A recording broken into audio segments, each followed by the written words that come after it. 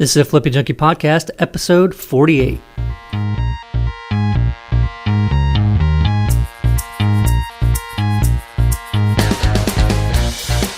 Welcome to the Flipping Junkie podcast. My name is Danny Johnson, former software developer turned house flipper, flipping hundreds of houses. Each week, we bring you interviews, strategies, stories, and motivation to help you get started flipping houses and on your way to becoming your own boss and achieving financial freedom. Thanks for spending time with me today. Now let's get to it. All right, everybody, welcome back to the Flipping Junkie podcast. Thank you for listening to the podcast. I know there's a lot of other house flipping podcasts and things clamoring for your attention on the internet and on your iPhones and everything these days, but thanks so much for listening. Really do appreciate it. We're going strong. Realize that we're really close to having, I think this is episode 48, so we've got only 4 more to be an entire year's worth of podcasts, so that's really cool. I can't believe it's already been about a year. It's pretty crazy. Anyway, we've been working on this series. It's kind of like an online course that's a new update every week, starting with foundation, marketing, and finding deals. We'll be getting into analyzing deals and running comps, all that kind of stuff upcoming. Still probably got about 3 or 4 more weeks of the marketing, finding deals, because that's usually what people struggle with the most after determining where they're going to find money for deals. So we'll get into that. I want to take just a quick second to thank the Lead Propeller team, our real estate investor websites that we offer. Just really appreciate everybody on the team working really hard to develop all these features, and support team.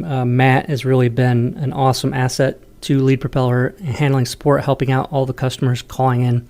And it's one thing that does set us apart, make us different, is having that live phone support. So if you ever need any help with anything with your website, no matter what it is, you can always call and get help right away. So it's a pretty awesome thing, and customers really love it, and Matt is awesome at it. So thank you, Matt. And today we're going to talk about 20 deals a year from networking with Don Costa.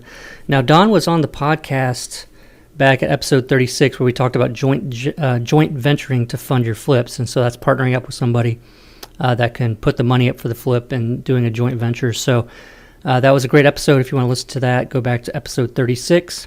You can find the show notes page at flippingjunkie.com/36, flippingjunkie.com/36. And there you can also download his joint venture agreement. So be sure to check that out. Whether you're thinking to do that now or in the future, you might want to download that joint venture agreement so that you've got it handy. Just save it in your folder of other house flipping stuff that you have. And the show notes page for today will be found at flippingjunkie.com/48, flippingjunkie.com/48 for today. And his other episode was 36. Now, Don Costa, he's a married father of 3 kids. He's been in real estate business for over 10 years. And he started knocking on doors and wholesaling properties and quickly moved to flipping houses. So currently, though, his office is on track to do about 100 flips this year. So he really knows what he's doing. He's really cranked things up. And he loves what he does, and he loves helping others get into the business, which is always awesome. And it's the reason why he's on the show again. Don, was mentioning that he pretty much has been getting about 20 deals a year just from networking, which is crazy. Some people think, well, that's, busy. I tried that before. I talked to some people and I can't ever seem to get deals, this and that. But I think there's a real art to it. It's, obviously if he's getting 20 deals a year, that's something everybody should be doing and just working to get to more of those deals. So I'm going to talk to Don here in a second. Hope you guys enjoy the show.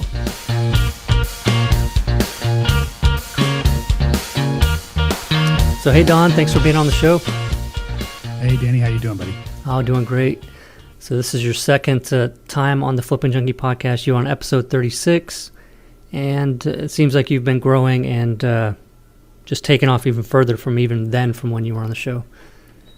Definitely. We've been really, really busy on our end, trying to make all of our goals for this year and doing a lot of marketing. Awesome. And so on that show, we talked about you were being on track to flip 100 houses this year. Is that still something you guys are shooting for? How's that coming?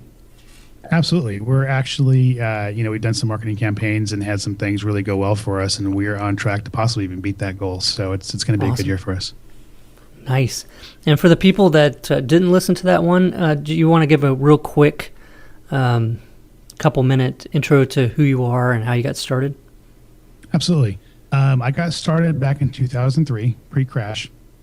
I had just gotten married, and my wife basically wanted me to get a real job, and I wasn't about to do it. I knew that I wanted to do this, and I had been kind of circling this for years. And I realized, I think it was in that moment that you get married and you know you're going to have kids, and you realize that this is the last chance. And so, I went out and started interviewing mortgage companies, and like I mentioned in that episode, I got offered by one of the gentlemen I interviewed with. I got offered the opportunity to JV on deals, and so I took him up on it. I went out and got a notice of default list and started knocking on doors, and develop a pretty good knack for if an individual was going to sell their home to anybody, it was generally going to be to me, and just kind of built it from there. So nice. Yeah, it's awesome to hear that you started with the joint venturing and still focus a lot on networking. And, obviously that's what we talked about this show being about, being that we're in the sort of the marketing and finding deals phase of the series that we're doing on the Flipping Junkie podcast. And, this is one, it's marketing. If you first hear networking, you might not think, well, not so much more, but it really is marketing. It's marketing yourself. And, right. So right. I 20 deals a year from networking is and you said you actually looks like you're on track to do even more than 20 just from networking, right? Yeah, 20 is kind of a round number. I would say we do more than 20 from networking. And the thing about networking, the thing that's important to know is that, I was a victim of the crash. I wasn't prepared. I wasn't watching my business. I became a much better businessman because of it. But what wasn't cool at the time, which is a cool part of the story now, is I actually started broke twice in this business. I started broke the first time, very naive, and I started broke the second time, and almost $2 million in debt the second time, by the way. Wow! And much more scared getting into it. And I had no choice but to network. I didn't have any money to market. I was literally in a meeting with an investor, talking to him about funding one of the first deals I was putting together. And I got a text from my wife telling me that the water had been shut off. So, I was that broke at the time. And what I did is I started putting ads on Craigslist and, letting people know that I was looking for either funding partners or, I was looking for properties. And with that, I realized that a lot of people were doing the same thing. They were posting. So what I did is I started calling everybody's ads. My mission at that point became, I don't have the money to market, but a lot of people are marketing. And these people who are marketing are probably going to be either actual cash buyers who could be potential JV partners, or they're going to be wholesalers, individuals who have properties. And so I picked up the phone every time I saw a bandit sign. Every time I saw a Craigslist post, any kind of, if I got a letter on a property we were doing, I would call that individual and I would say, hey, this is who I am. This is what I'm doing. Are you a cash buyer? Are you a wholesaler? And 9 times out of 10, they'd say they're a wholesaler. And I would say, look, I have the money behind me to buy properties. If you have a property, make sure I'm your first phone call. And from that, that's a lot of the properties we get now. I still do the same thing. If I have downtime, I call it trolling Craigslist. I'll get on Craigslist, and if I haven't seen a phone number before, I'll call it. And literally, I have built relationships with individuals, wholesalers, and other individuals that I still do business with to this day and buy properties from either trolling Craigslist or calling a bandit sign. So that's the first aspect of networking. It's very important. Other people's marketing. Instead of other people's money, other people's marketing. Is very important and a very important aspect of how I built my business. I'm taking notes. No worries. Yeah. So the question I have is, how often in the beginning would you say that you trolled Craigslist, and then how often do you do it now, or do you have people hired that do that for you? What's the process? In the beginning, it was daily. Pretty much, I'm ADD number one. So if I got downtime, I need to be doing something. So I would get on if I had any kind of downtime. That was my way to relax, was getting on Craigslist and looking through and looking for phone numbers that I didn't recognize and calling and introducing myself to people. And it was actually a lot of fun. You meet good people that way. So now I do it, my downtime's not as often, so I probably do it maybe once every couple of months personally, but I've trained our acquisitions guys in our office to do it. And that's still one of the ways that we look for deals. So, yeah, I mean, we still do it. Me personally, not so much, but we definitely still do it. Yeah, and so do you have, sort of like a quota or, have a metric for that you check in with your acquisition guys on a weekly basis? Or is it just, when you guys have downtime or feel like you just want to do something different, get on the phone?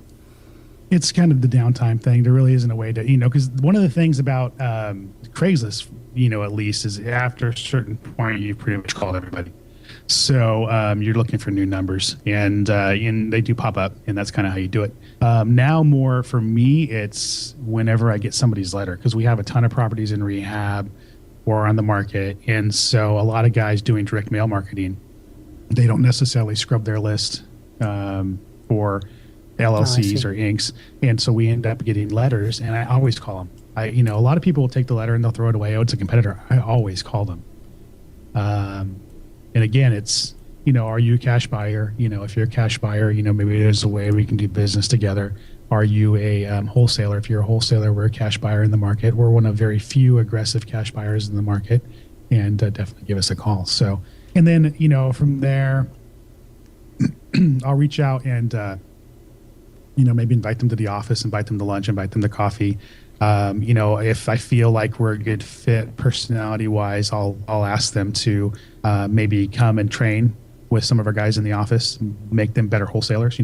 We'll train you to be a better wholesaler if you can guarantee us the first phone call on the property type of thing. Wow, that's awesome. And so we do stuff like that. So it's really relationship building. I mean, that's really what it comes down to is, reaching out and building relationships and just looking at things, I think, differently than a lot of our competitors do. So, wow. So, say you have, well, first of all, how do you know when it's a new number on Craigslist? I mean, there's so many numbers, and do you have a system for that, or is that just like you've seen them so many times?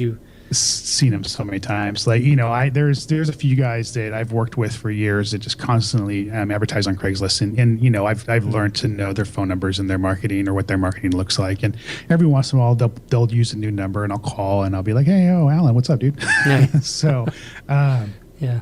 But I mean, that's for the most part, it's just not recognizing the number as something you've called before. So, yeah. Well, let's say there's Oh, I was going to say, let's say there's a new one, so you haven't seen this one, and you call them up. Let's role play a little bit and just like show, because sometimes people hear, well, you just call them and talk to them. Well, what does that mean? So you want to do a little role playing? Absolutely. Okay, so I've got a new number listed on Craigslist. I said that I buy houses. Sell me your house. Okay. So I dial your number and you answer the phone and I say, hey, my name's Don, and Danny, how you doing today? And I'm in the market. I'm doing a lot of stuff in the market. I just wanted to reach out to you. I noticed that you're doing some advertising. Are you a cash buyer, Danny, or are you a wholesaler? And yeah. then, Okay. So let's say I'm a cash buyer. I've got tons of money. It's in Wilbur. Tons of money. Okay. Danny, I appreciate that. We come across a lot of properties on a regular basis. We're not wholesalers. We actually rehab them. We're always looking for relationships with individuals who have capital. We might be able to work together. On some properties, we may be able to create an opportunity where we can make some money together. You interested in doing that? Yeah, sure. Yeah. What do you have in mind? What kind of opportunities do you usually have? Well, we have quite a few different types of opportunities. So why don't we do this? We have an office here in the area. You're welcome to come down and meet with me in the office, and we can talk about our business. You can see what we're doing, or, we can meet for a cup of coffee. What are you comfortable with? Yeah, cool. Yeah, I'll come to the office. I want to see your operations. Absolutely. So, and then we set up a time and we go from there. So, and then I bring them in and I show them kind of what my staff is doing, stacking order on file, show them, how we run our business and some of the projects we're doing. And we talk about, are they interested in being a rate and term investor, or are they interested in doing JVs? And if they are, then we send them a project. Awesome. Yeah, and like we said, episode 36 of the Flipping Junkie podcast, we actually went into a great detail into joint venturing to fund the flips with Don here. And so Right. if you want to find out a lot more about that. But just real quick, though, what's the typical sort of joint venture deal? So I came to your office. I was blown away with you guys' systems and processes and the great deals that you were doing, and I wanted to joint venture with you. What kind of, if you don't mind sharing, what kind of joint venture deal would you want to work? The standard joint venture deal is the guy with the money puts up all the money, and we locate, identify the project, we lock the project into contract, and we manage the rehab, and then we get it sold, and then we do a profit split. And that's what if they're interested in doing a JV, some people like the rate and term and they just want to get their interest payment and not be bothered with it. Some people want to be a little bit more involved and make a little more money. And so the reason why I like JV, and like I mentioned in the last episode, is because we're doing so much volume that cash flow is it's just a tough thing. And so we want to make sure that we're properly capitalized. So we do a mixture of JV and rate and term investors. And so we'll just, we'll let them know that, on JV, it's a true split, usually 50-50. In some cases, we negotiate 60-40 our favor. And then, yeah, I mean, it's not an overcomplicated thing, JVs. It's clear cut as it can be. You put up the money, we do all the work. You don't have to worry about it. If you want to walk the project, check the project anytime, go ahead and do it. And at the end, we're going to do a profit split. Yeah, nice. All right, let's say that phone conversation went a different way, and you called and you asked me, are you a cash buyer or do you wholesale? And I told you I'm a wholesaler. I'm just wholesaling these properties. I would say, basically, Danny, we're cash buyers in our market, and we're very aggressive cash buyers. We have quite a bit of capital available to buy properties, and we want to make sure that we get an opportunity to business together if you got a good transaction.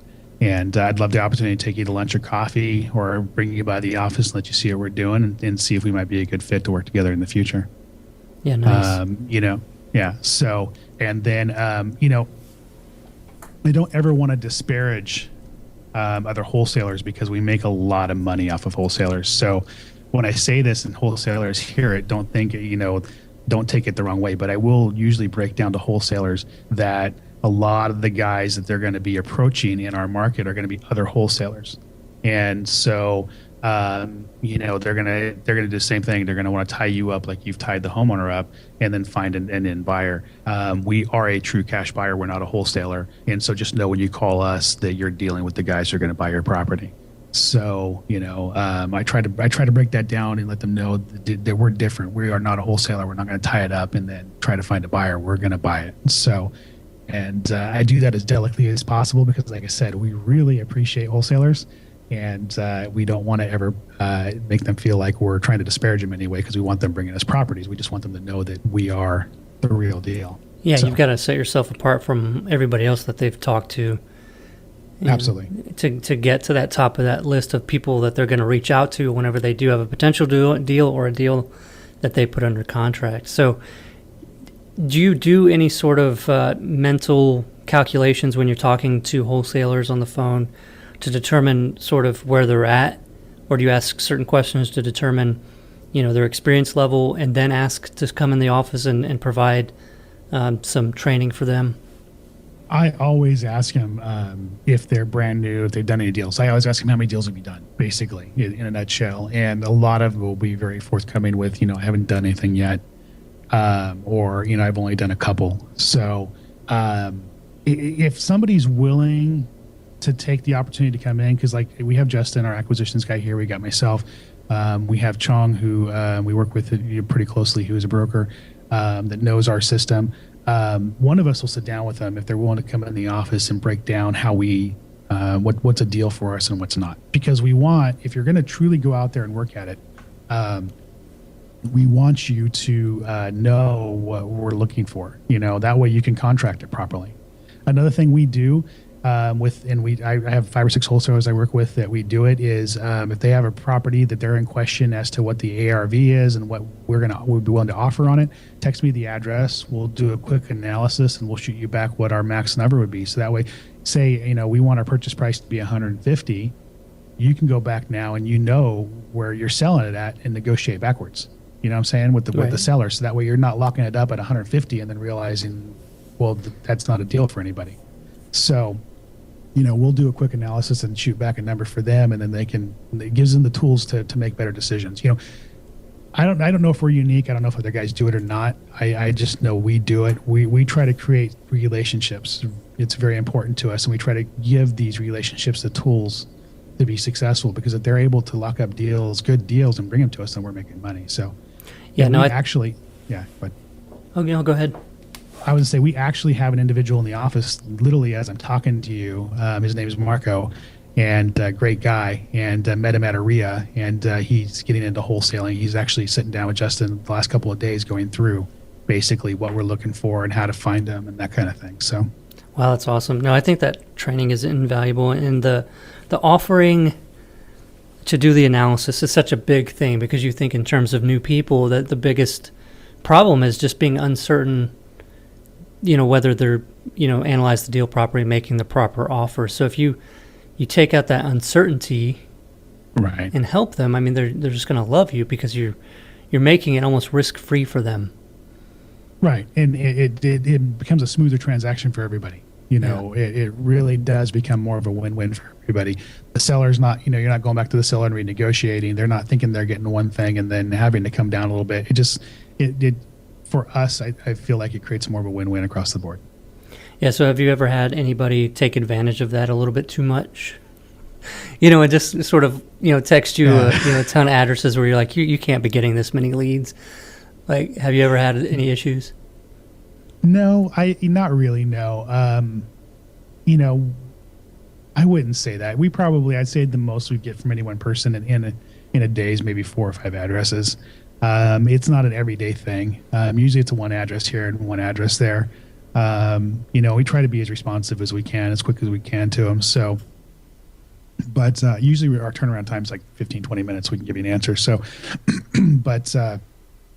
but no, I can't say that. I guess at some point if somebody did, that'd be a little nuts. Yeah.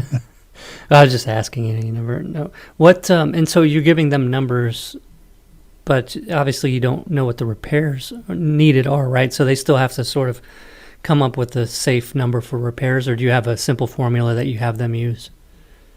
We do kind of a simpler formula. If they send us the address, we'll do, we'll use Google Street View and whatever assets we have available. We'll look and see if there's any previous listings with pictures and different things, and we'll do a quick analysis, and we'll kind of worst case scenario it. This is where we need to be. Worst case scenario, if the rehab is less, then we can probably come up. And I always frame it in that, worst case scenario, we have to be 150, but we're basing that on a $30,000 rehab, and if we get into the property and it's less, then we can come up off that number a little bit. So, and I always, one of the things I always try to teach these guys is you got to pitch it to the seller that way. If you haven't seen the property yet, you got to tell them worst case scenario, my offer is going to be around, X.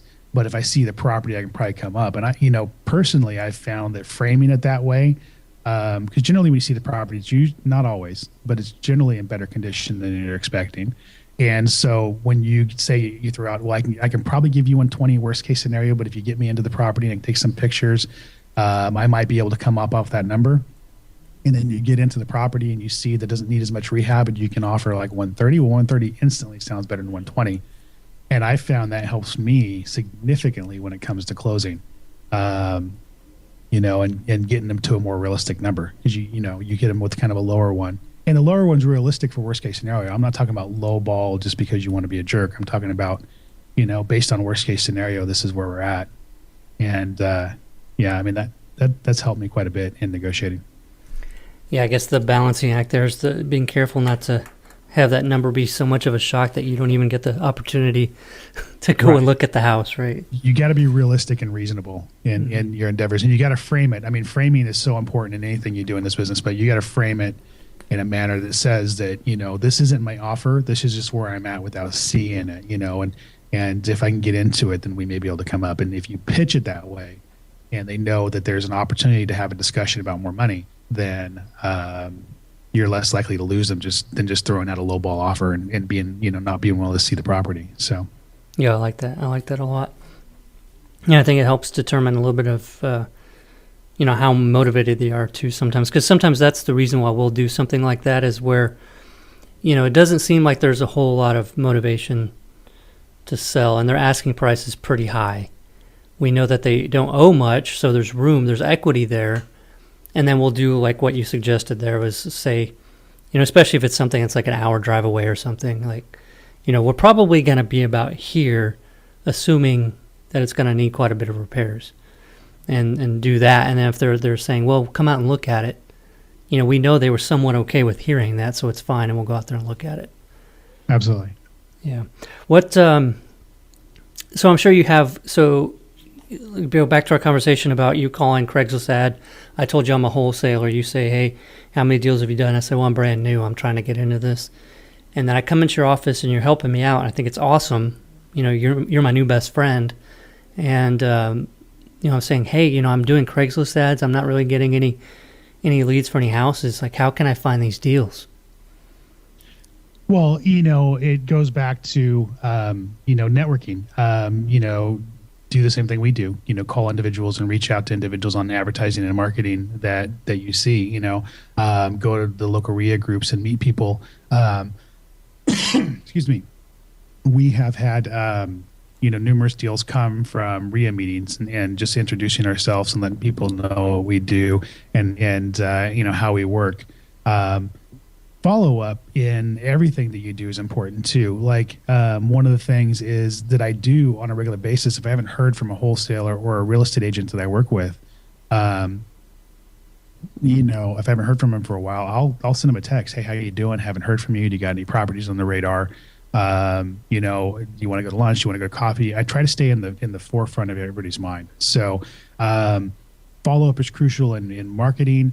Follow up is crucial in any aspect, any relationship in this business, following up with your contracting crews, following up with your wholesalers, following up with your agents, just reaching out and saying, hey, I was thinking about you today, realized I haven't heard from you in a while and would love the opportunity to buy another property from you. That I don't think people realize that how important that is. And I try to train everybody that that's working in our office to do that. The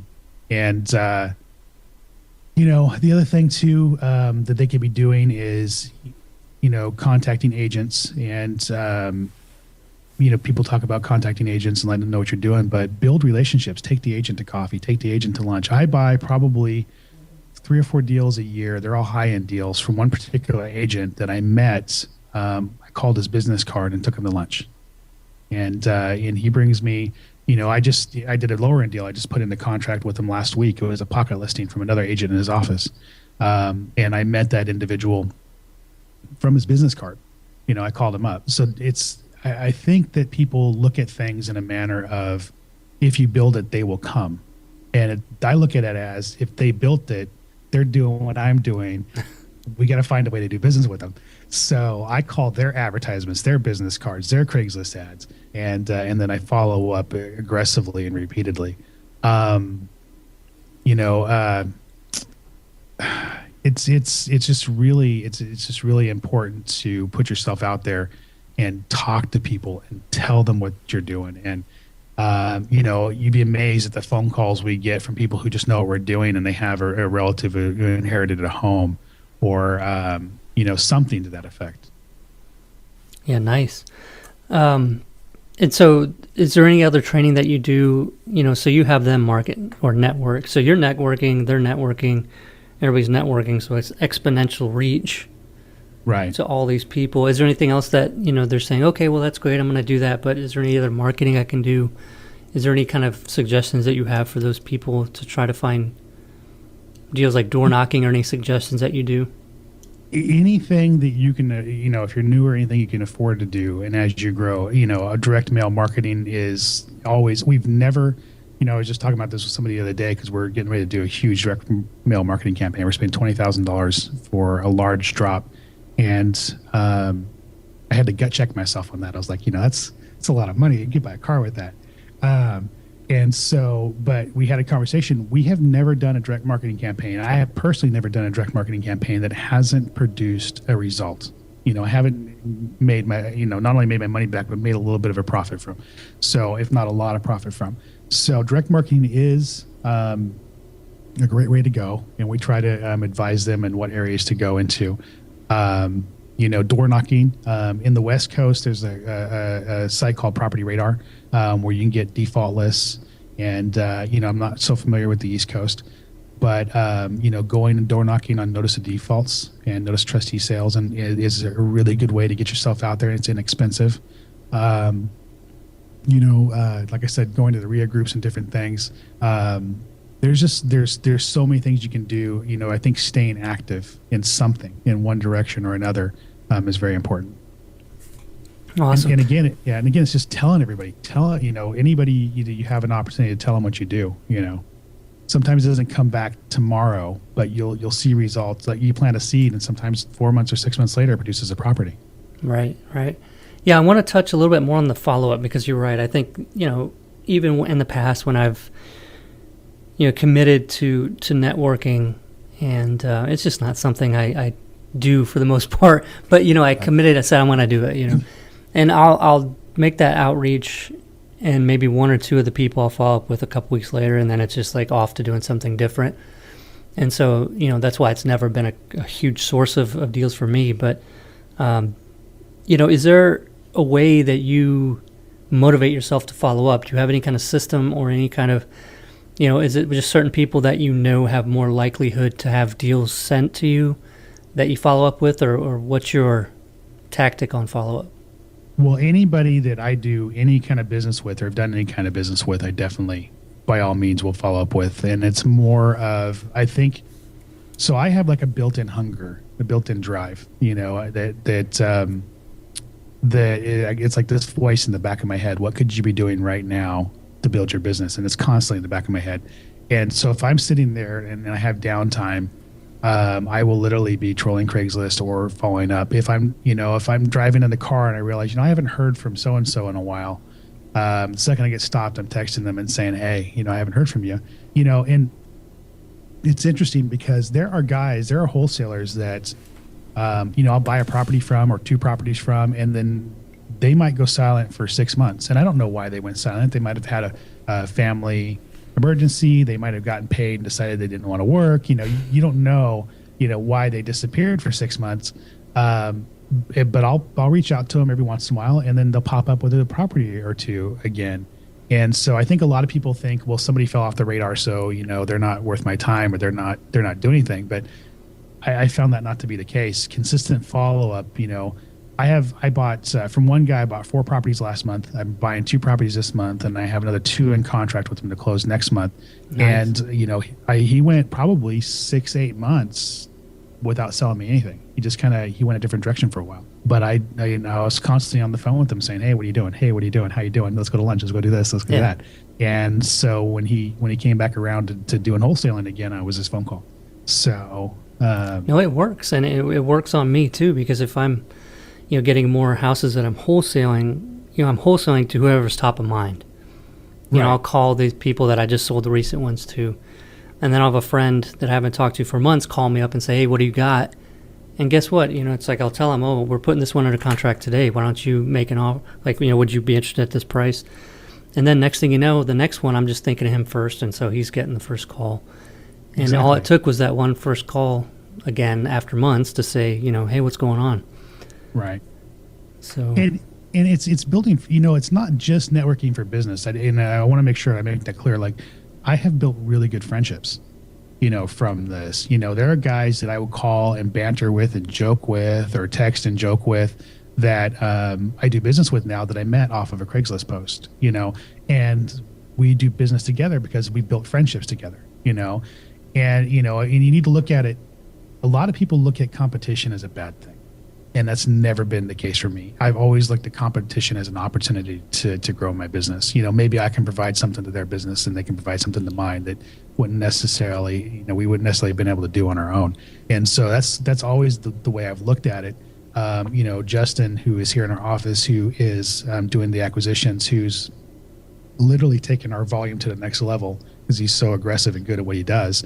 I met him off a Craigslist ad, and took him to lunch. And I was like, "Hey, I like you. Come to my office and let's do some work together." He actually laughed at me.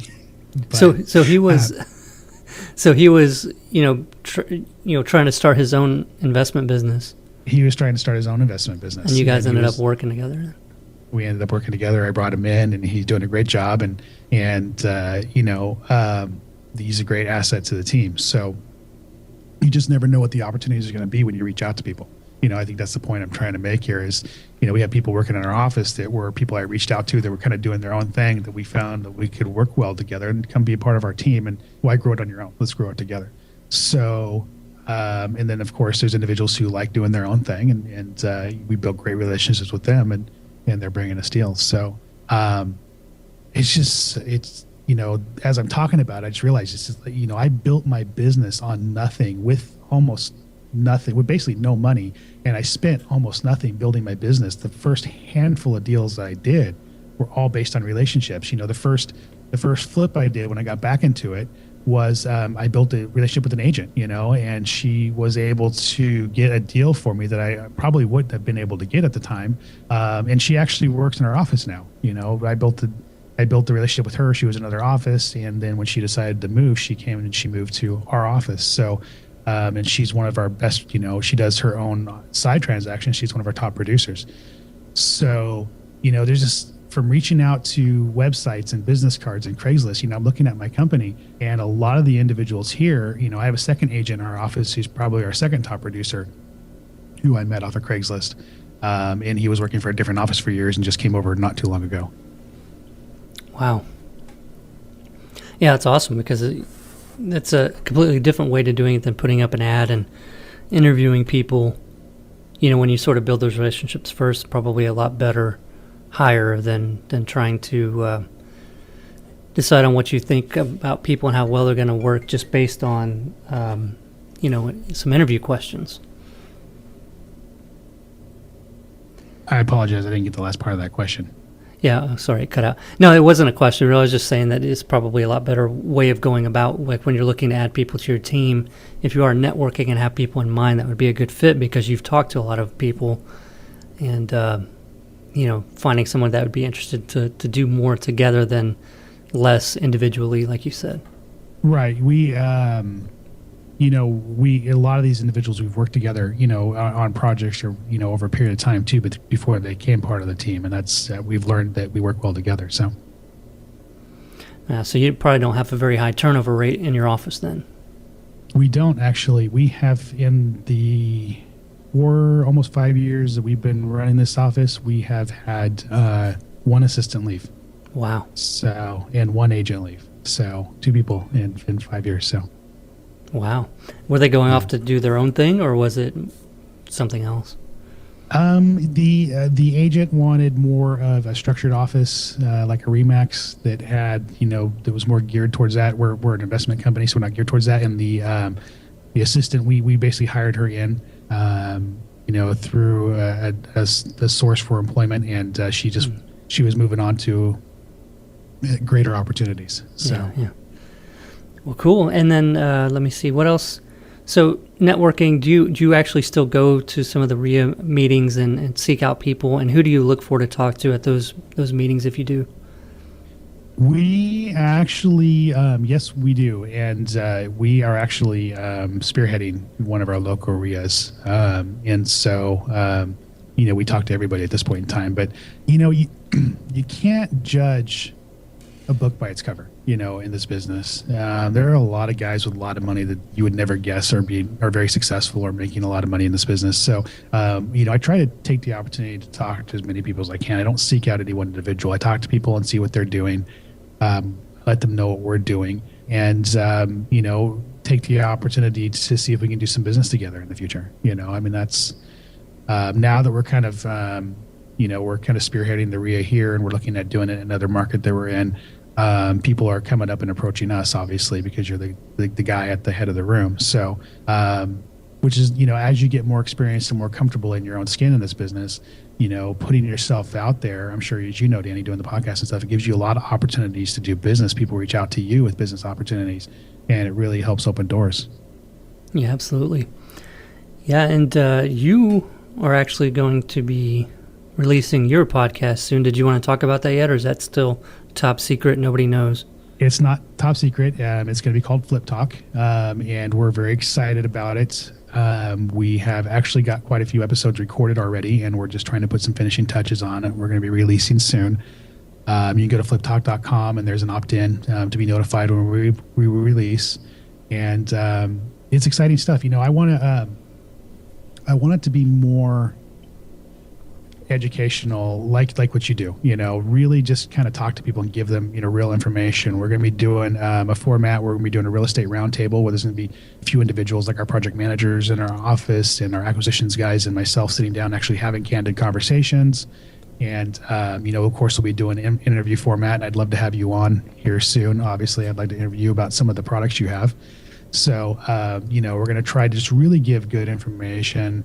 There's a lot of great stuff out there. We don't want to compete with guys like you who are doing a phenomenal job, but we feel that we can bring enough to the table that people, I think, will be excited about, everything we got to offer. So, yeah, no, I'm looking forward to it. And, I agree to be on the show, too, when you want to have me on there. So I think you said you wanted me on there for first 5 out of the first 10 episodes, right? Absolutely. You got time. You got time I'm for just that. kidding. I'll make that happen. I don't have time for that.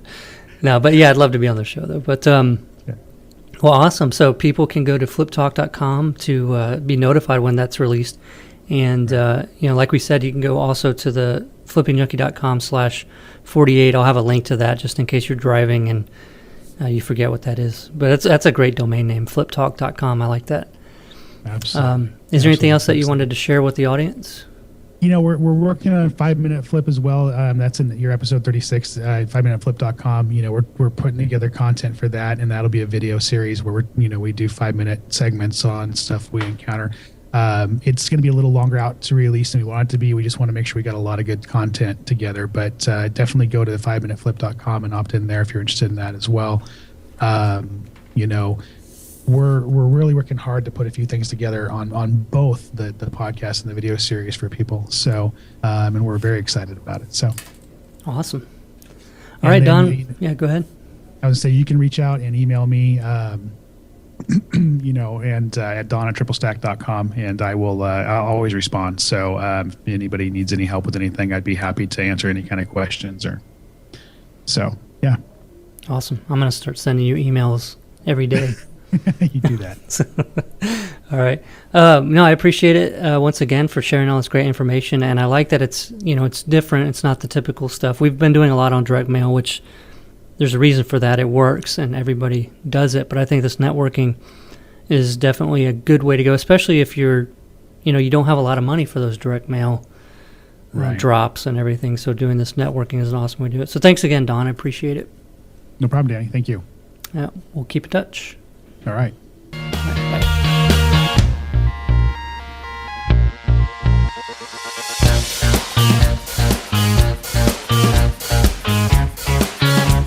Hey everybody, that was Don Costa sharing how he's doing more than 20 deals a year from networking, and some fantastic tips in there to get some deals and build relationships. More importantly, is really what it is all about, because having those relationships whenever something comes up in your business or in a deal that you haven't experienced before, and to have other people, other friends in the business that you can reach out to and get information from about how to best proceed, because likely they've experienced something like that is just invaluable. It's priceless. And beyond that, whenever things that happen, that are crazy or funny, it's good to have people to be able to call and laugh about it with. So anyway, that's networking is definitely a way to go. I really need to do more about it. I'm going to be working with my team on doing some more networking outreach and building more relationships, get more deals from other wholesalers, in town. And if you're one of my local friends that's listening to this, I'll be reaching out to you, and be sure to reach out to me as well. So we'll do some catching up. But everybody, the show notes page is flippingjunkie.com/48. And the other episode that Don was on with me was episode 36, so flippingjunkie.com/36. And he did provide his joint venture agreement on that one in the show notes page, so you can download that for free. Pretty awesome that he was willing to provide that. So everybody have a great week. Be sure to, if you don't already have a web presence, you probably should consider it, and you don't have to put in all the work in figuring out the content, what it should say, how it should work, or hire a developer. All you have to do is go to leadpropeller.com. And if you want to keep track of all those leads that you're getting from your Lead Propeller site, and analysis and follow-up, and having your whole business run with a great software system so that everything's orderly and you're getting the benefit of everything that you do, check out REI Mobile. That's our CRM system. It's cloud-based, access it anywhere where you've got internet. It's a very awesome system. REIMobile.com. Everybody have a great week. Talk to you next week.